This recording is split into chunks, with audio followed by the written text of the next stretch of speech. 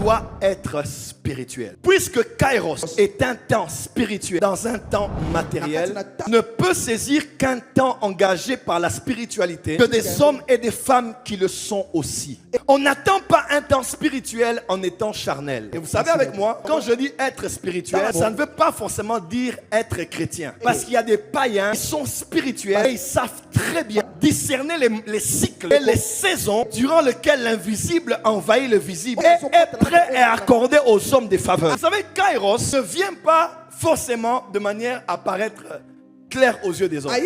Des fois, le Kairos vient de manière voilée. Mardochée apprend qu'on veut tuer les Juifs. Il engage l'autorité d'Esther. Il dit, oh reine, ne pense pas que tu vas échapper si on nous élimine maintenant. Il dit, qui sait si c'est pour un temps comme celui-ci que Dieu t'a fait asseoir près de cet homme. En temps normal, elle ne comprenait pas de quoi il s'agissait. Et elle a dit non, je vais aller voir le roi. Et pourtant, on ne pouvait être reçu par le roi que par invitation royale. Puisque c'est Kairos, même si tout n'est pas favorable, même si on n'a pas invité, on ne m'a pas donné rendez-vous. Un homme spirituel n'attend pas que les choses viennent à lui. L'homme spirituel, quand il sent que c'est son temps, il n'attend pas un rendez-vous. Il demande un rendez-vous. Il n'attend pas qu'on l'appelle. Il passe aussi des coups de fouille.